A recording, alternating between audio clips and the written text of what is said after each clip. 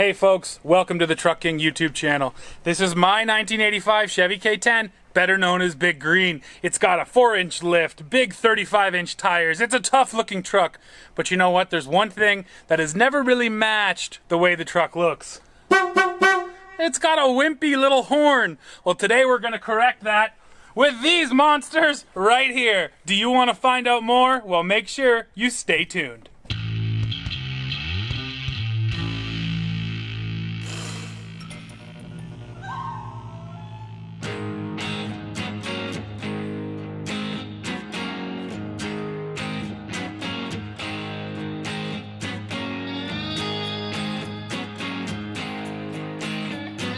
So of course you're saying, what the heck are these things? Well, this is my train horn kit from Uncle Sam's Road. Uncle Sam's Road actually reached out to us. They wanted to provide one of these train horn kits, and of course the natural fit was for it to go onto Big Green here.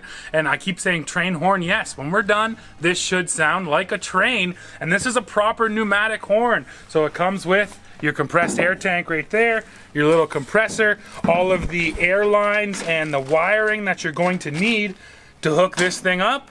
And yeah, by the end of this video, Big Green should sound a heck of a lot tougher. Probably the biggest question when you go to start your installation is, where are you going to put all this stuff? I mean, this is a fairly large tank, and then you have to mount the horns themselves and the compressor. I'm going to go into my nice steel toolbox back here, because one of the things that Uncle Sam's Road suggests is to keep everything nice and dry and out of the weather. So again, I'm lucky enough to have this toolbox. I can just, put a hole in the side here and run all the wiring that I need to, and this will keep everything nice and dry. Now when it comes to my actual horns here, I could go up on the roof. I don't really want to drill through the roof of the truck though, so I'm actually going to mount them on the toolbox back here too, right up top like that, and they should look pretty cool. Now I have brought in reinforcements for the install. Matthew's behind the camera right now, but now we'll trade up, and he's the smart guy. He'll come and start putting this together for us. You're working on my truck. What are you doing? Well, this was actually a very nice, simple design. It's basically a metal plug that fits into the stake hole, and you didn't seem to understand how it worked. So, and me trying to explain things to you usually gives me a stroke. This is my optimal setup. Me behind the camera, Dad and Matt working on my truck. Yeah, so I decided to just do it myself, because it's hell a lot easier than trying to get you to understand. Well, thanks, Dad. We talk about it a lot. There's so many tie downs on new trucks, but none on old trucks. So now I got a couple of tie downs. It looks like you found a spot, so where are we going to pass it through? So I got this body grommet right here. It is under the passenger side seat mount, so right where the seat bolts into the cab floor. Yeah. So it looks like I'm going to put a small hole big enough for the wire in this grommet, and then we'll fish the wire out the back of your toolbox, down between the bed and the cab, and then I can run it across a frame rail and straight up into the cab from here, so we don't have any drilling or any worries about water or anything like that down the road. Nice, and here I can show folks. It's gonna pop up right beside this old garbage straw. It's gonna pop up right here beside this seat mount, and then we'll be able to run it underneath this flooring and out the side over there. Hey, watch my cup holder there on the seat, don't break it. Your roll of tape. That's my cup holder. Nice. Well, that's pretty easy. Ah, it's dirty! Yeah, well, this is a great excuse to get the vacuum. What is under here? Oh, Matt, we got a road map of Illinois. Oh, do we? Official highway map. I haven't been in Illinois with this truck in a while. How hard is it to stay on 80? Look at this bear. Nice. Oh, and some Tim Hortons garbage. Wouldn't be a Canadian truck without Tim Hortons garbage under the seat. Oh, and a random socket. All right, let's clean her up and run that wire. So I got my tank down there. We're gonna mount it to the floor. And the other thing I need to do is put a hole right up here in the back of the toolbox so we can run all the wiring. And we've actually found a way that I'll only need to drill into the box and not the truck. And I am happy about that. So yeah, let's go ahead and drill.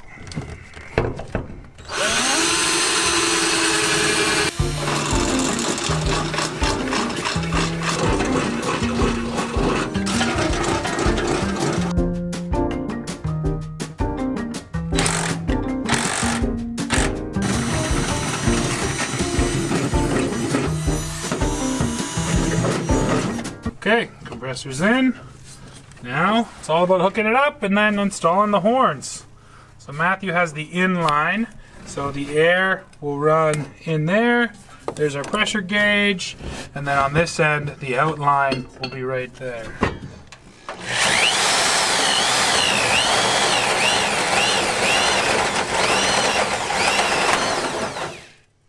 Sometimes you don't have the right bit and you gotta make do.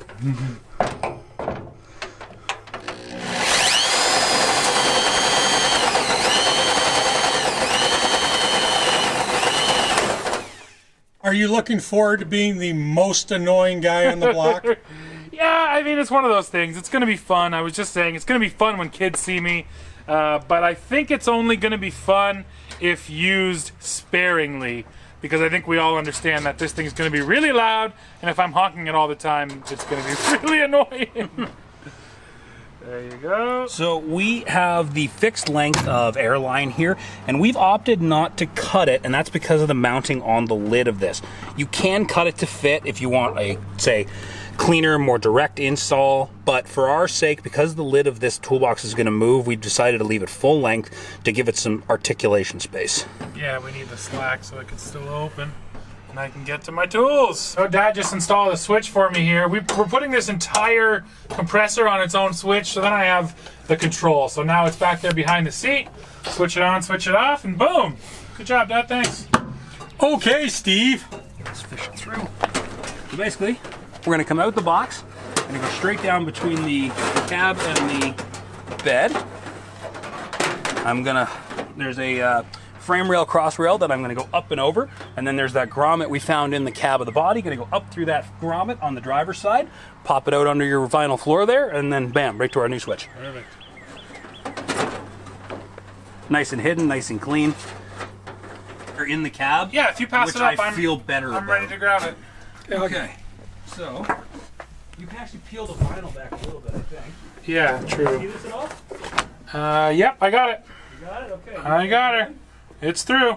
Okay, keep going. All right, we're gonna switch her on for the first time now. Fuses are in. Wires are all hot. Didn't work. And a goose egg. What's up with that? Give me a sec. What do I got? Well, folks, good news. The horns are on and they look cool. But bad news, we still haven't got them to work yet. We're having some kind of wiring issue with the pump. It's not getting power. So we have reached the pivotal point in any build, the point where we are putting it to bed for the night. We're going to sleep. We're going to sleep on it. We're going to think about it. And we'll be back tomorrow to get these puppies working. So here we are on day 2, and I wore a little more brand appropriate shirt for today. So we spent some more time under the dashboard, really kind of trying to find where I can take power for this compressor, because we kind of hit a few roadblocks, different circuits that were dead-ended, different things that had other gateways that we couldn't see. And long story short, there's been an aftermarket air conditioner installed on this thing, aftermarket stereos. It's got the direct throttle body injection wired into it. That entire junction block is a mess. It's a bird's nest. It's been cleaned up, and it's like I can see everything, but trying to find out what's dead and what's alive, it got frustrating. Don't be mean to my truck.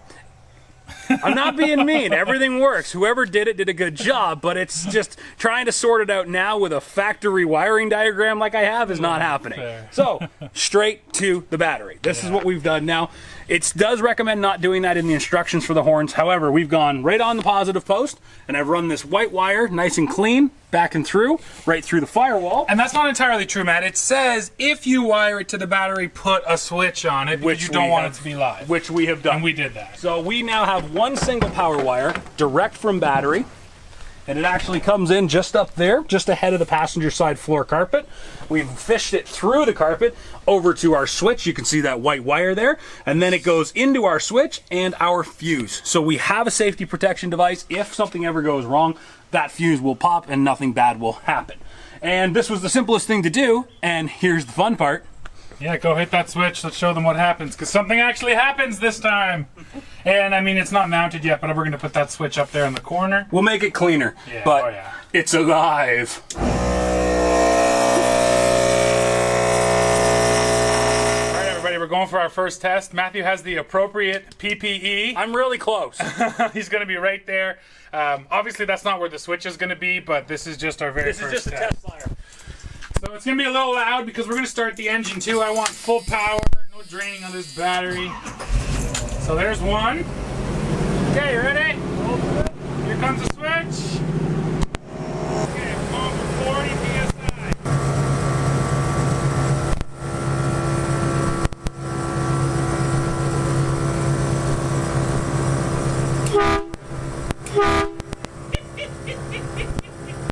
Hell yeah! So I want the switch obviously to be somewhere accessible from my driver's position. So I'm running up the weather stripping and it looks like it's gonna go right here. So as I'm driving, it'll be sort of right up here by my head. Almost like a big rig horn. Yeah, like a pull cable, right? Yeah. And should be great. yeah, I mean, we'll see how it stays in this weather stripping, but it feels pretty good. Yeah. All right, well, now we just get the little button, and I'll show you. This is what comes with the kit. It's just a simple little button like that, so it'll be honk honk. That'll go up here, and you already heard it working, so this is the last step, and then we'll Full power horn. cruise around and scare people.